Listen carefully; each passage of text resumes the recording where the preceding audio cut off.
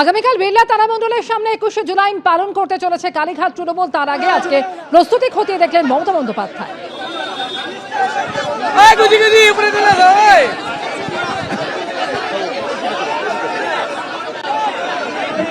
কলকাতা হাইকোর্টের নির্দেশ মেনে আগামীকাল বিড়লা তারামণ্ডলের সামনে কালীঘাট তৃণমূল পালন করতে চলেছে 21শে জুলাই, এবং তার আগে ছবি এই মুহূর্তে দেখতে পাচ্ছেন। প্রস্তুতি খতিয়ে দেখতে সেখানে পৌঁছে গেলেন তৃণমূল নেত্রী মমতা বন্দ্যোপাধ্যায়।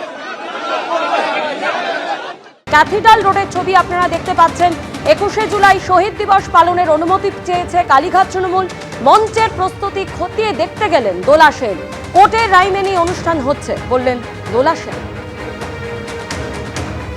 আগামীকাল 21শে জুলাই ক্যাথিড্রাল রোডে 21শে জুলাই শহীদ দিবস পালনের অনুমতি পেয়েছে কালীঘাট তৃণমূল। তারই প্রস্তুতি চলছে। মঞ্চের প্রস্তুতি খতিয়ে দেখতে আজকে গেলেন কালীঘাট তৃণমূলের সদস্যরা। 1993 সালের 21শে জুলাই মমতা বন্দ্যোপাধ্যায়ের ডাকে যে no I card no vote যে কর্মসূচি হয়েছিল, তাতে তৎকালীন সিপিএম পুলিশ যে হামলা হয়েছিল, প্রাণঘাতী হামলা, তাতে 13 জনের মৃত্যু, একটি বডি আইডেন্টিফাইড হয়নি। পাশাপাশি মমতা বন্দ্যোপাধ্যায়কে খুনের চেষ্টা, 100-র বেশি জখম, একটা ভয়ঙ্কর গণহত্যা কলকাতার উপর ঘটেছিল। ফলে সেটা সবাই দেখেছেন এবং খুব পরিকল্পিতভাবে সেদিনকে এই অ্যাটাকটা করা হয়েছিল। এটা ছিল রাজনৈতিক প্রতিহিংসা, রাজনৈতিক রাগ মেটানো। সেই কাজটা তৎকালীন সিপিএম এর যারা পুলিশ প্রশাসনের মাথায় ছিলেন, তারা এই কাজটি, এর পেছনে নেপথ্য কারিগর সব তারা ছিল।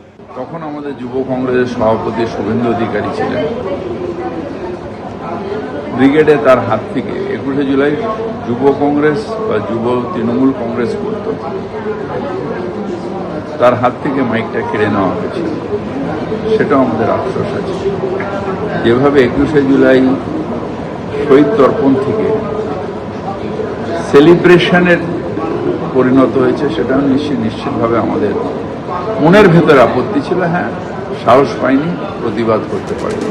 কলকাতা হাইকোর্টে অস্বস্তিতে কালীঘাট তৃণমূল। ইডির অ্যাকাউন্ট ফ্রিজ করা মামলায় আপাতত কোনো হস্তক্ষেপ করল না কলকাতা হাইকোর্ট। অন্তর্বর্তী নির্দেশের আবেদন খারিজ করলেন হাইকোর্টের বিচারপতি কৃষ্ণ রাও। ইডি যে 3টি অ্যাকাউন্ট ফ্রিজ করেছে সেগুলি দৈনন্দিন ব্যবহারের জন্য আবেদন জানিয়েছিল কালীঘাট তৃণমূল। আদালতের নজরদারিতে অ্যাকাউন্ট খোলার আবেদন জানানো হয়েছিল কালীঘাট তৃণমূলের তরফে। অ্যাকাউন্ট সংক্রান্ত মামলায় বিচারপতি সৌগত ভট্টাচার্যের নির্দেশ বহাল রাখার দাবিতে আদালতের দ্বারস্থ হয় কালীঘাট তৃণমূল। সেই আবেদনই খারিজ করল কলকাতা হাইকোর্ট।